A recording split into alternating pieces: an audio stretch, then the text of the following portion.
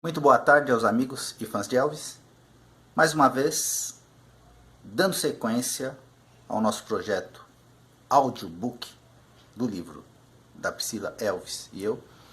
Então hoje, o 15º capítulo de um total de 40 capítulos. Então, muitas amigas, alguns amigos, têm curiosidade de saber como era Elvis. Então, alguns imaginam um Elvis romântico, jantares românticos, à luz de velas, com sua amada Priscila, também noites tórridas, mas como era realmente ser a namorada de Elvis? O que isso implicava? Momentos a sós e românticos? Ou era totalmente diferente ao estilo do rei do rock? É o que vamos ver neste capítulo 15º, Elvis e eu.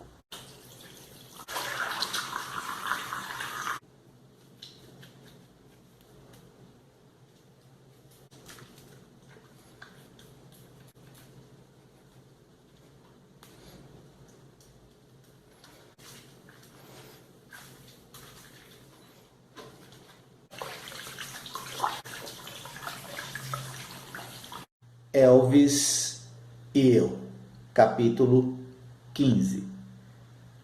Poucos dias depois de sua volta, Elvis levou-me para a sua limusine preta e partimos para uma incursão pelas boutiques mais exclusivas de Memphis, na Union Street, a fim de fazermos compras fora do horário comercial, assim como acontecera em Las Vegas.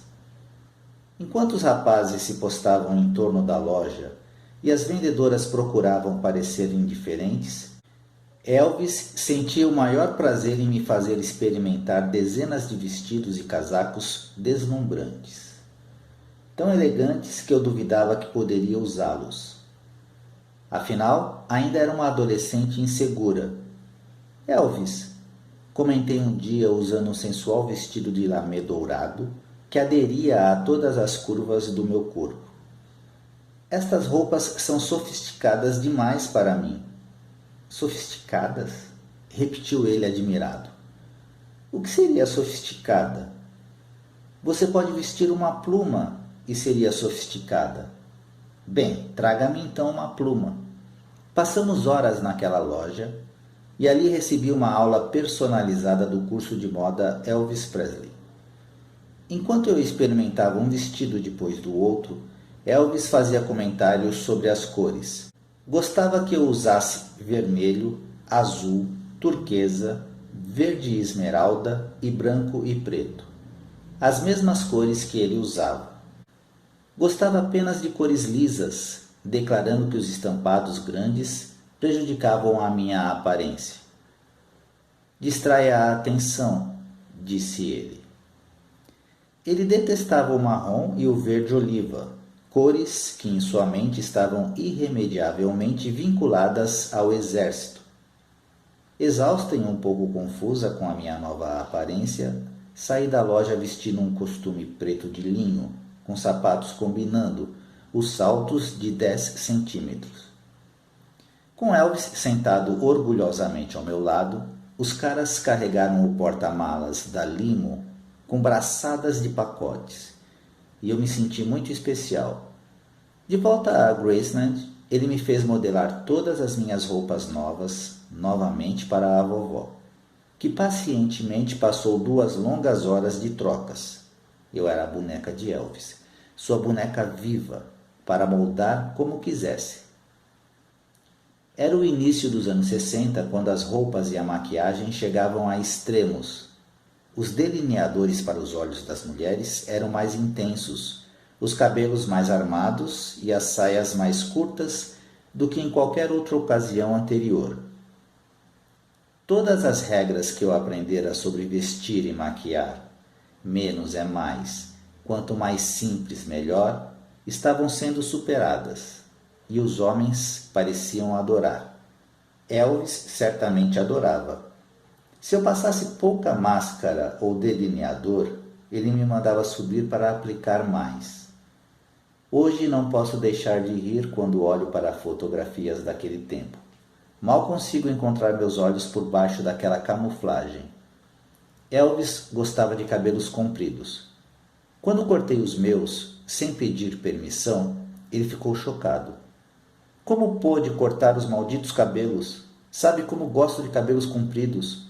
Os homens adoram cabelos compridos. Ele queria que fossem sempre compridos e bem pretos, pintados para combinar com os seus, e dizia: "Você tem olhos azuis, Sila, como os meus. Os cabelos pretos farão seus olhos sobressaírem ainda mais." Seu argumento fez todo o sentido para mim, e logo meu cabelo estava pintado de preto, como o dele. Quanto mais tempo passávamos juntos, mais eu me parecia com ele, sob todos os aspectos. Seus gostos, inseguranças, problemas, tudo era meu também. Por exemplo, os colarinhos altos constituíam uma espécie de marca registrada de Elvis.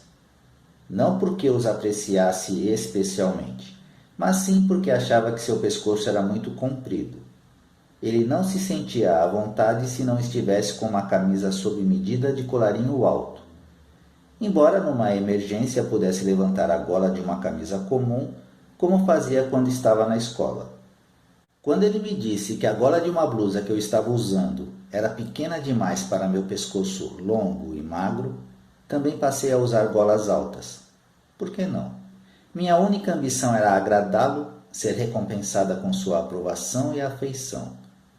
Quando ele me criticava, eu ficava completamente desorientada. A natureza de pigmalião de nosso relacionamento era uma bênção mista. O elemento fundamental naquela altura de nossa vida comum era o fato de Elvis ser meu mentor, alguém que estudava cada gesto meu, escutava com uma posição crítica tudo o que eu dizia e era generoso, até em demasia, com os conselhos. Eu era corrigida sempre que fazia qualquer coisa que não era do seu gosto. É muito difícil relaxar sob tamanho escrutínio. Pouco escapava a Elvis. Pouco, exceto o mais saliente de tudo, que eu era um vulcão prestes a entrar em erupção. Havia noites em que ele me mandava subir de novo para trocar de roupa, porque achava que minha escolha era enfadonha, inconveniente ou pouco elegante. Até mesmo o jeito como eu andava foi criticado. Ele me dizia para andar mais devagar e por algum tempo me fez circular pela casa com um livro na cabeça. Eu apreciava seu interesse, mas detestava ser obrigada a ouvi-lo ressaltar minhas deficiências com tanta frequência, sempre tendo de lhe prometer que nunca mais precisaria me dizer aquilo.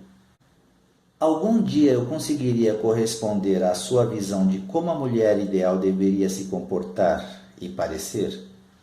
Ela tinha de ser sensível, amorosa e extremamente compreensiva, atendendo a exigências excepcionais que qualquer mulher normal teria rejeitado.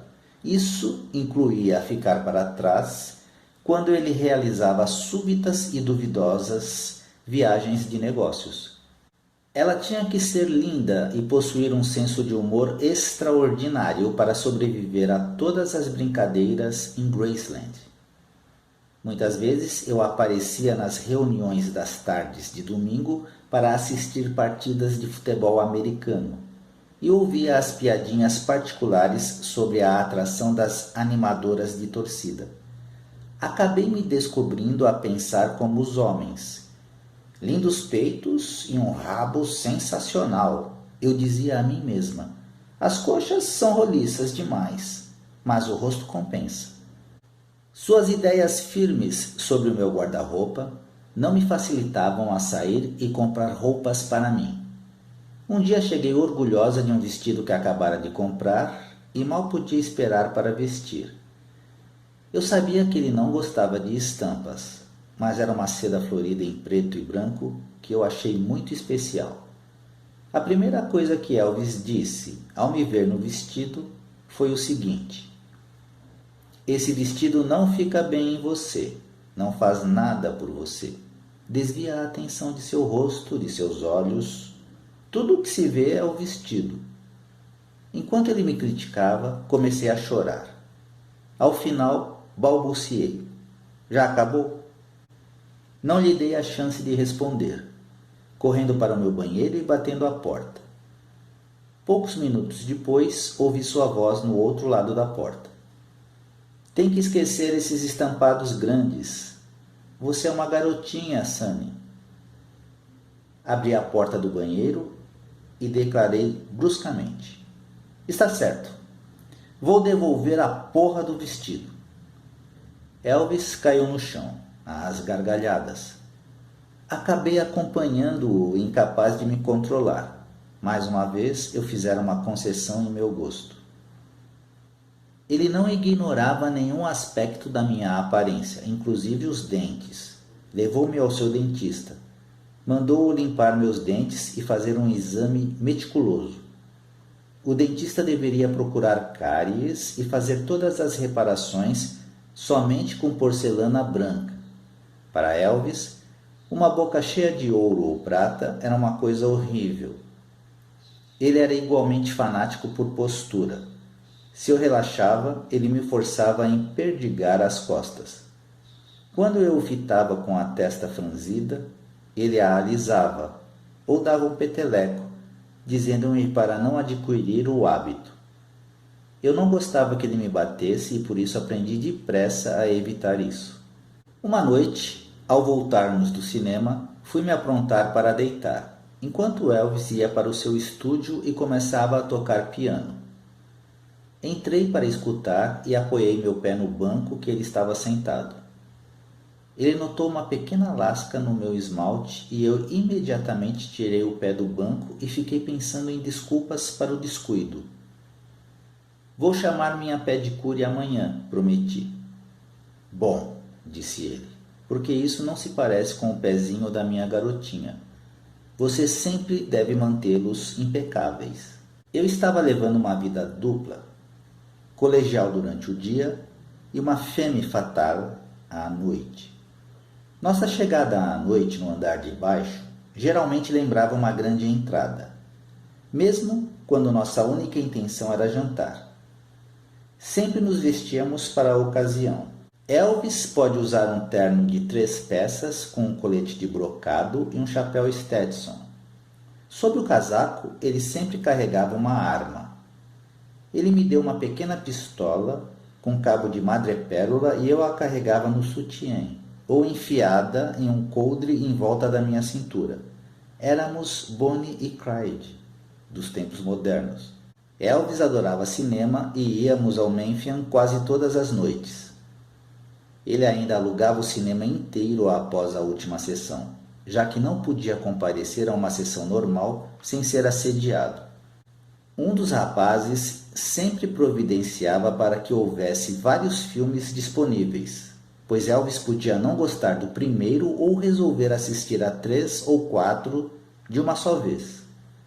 Geralmente chegávamos por volta da meia-noite. A limusine parava nos fundos do Memphian. De lá, entrávamos por uma porta lateral, como um casal real presidindo a sua corte. Já acomodada no cinema, estava a turma habitual de 30 a 50 pessoas, amigos e fãs. Elvis sempre sentava no mesmo lugar, com Joe Esposito à direita e eu à esquerda. Antes de gritar "balance", ele olhava ao redor, a fim de constatar se todos já estavam sentados. Era uma pessoa extremamente perceptiva e podia localizar num segundo qualquer rosto desconhecido ou indesejável. Se rostos novos estavam sentados muito perto, Elvis sugeria que se mudassem para outros lugares. Era mais brando com as garotas. Podia não exigir que mudassem de lugar, mas certamente queria saber quem eram. Se elas se opunham à solicitação dessas informações ou se esquivavam de alguma forma, ele não hesitaria em mandar um dos caras escoltá-las até a saída, dizendo para nunca mais voltar. Houve momentos em que Elvis alugou todo o Memphis Fairgrounds, o parque de diversões local, após o fechamento, e todos passamos horas em nossos brinquedos favoritos. Tentamos feitos como o temerário na montanha-russa, para ver quem aguentava ficar mais tempo com os dois braços estendidos enquanto chicoteava e girava em torno da pista repetidas vezes. Elvis adorava os carrinhos de bate-bate e se juntava à comitiva contra alguns habitantes locais. Eles passavam a noite aparentemente tentando se matar, rindo e se machucando como garotinhos durões, enquanto nós, as meninas, assistíamos e os aplaudíamos. Depois de algumas horas, meu entusiasmo diminuía. Final do capítulo 15. Amigos e amigas, espero que tenham gostado. Espero tê-los distraído um pouco da nossa dura realidade, a realidade a qual vivemos hoje. E vamos rezar por dias melhores para todos nós. Por ora, Elvis Forever. E eu volto ainda esta semana com o 16º capítulo.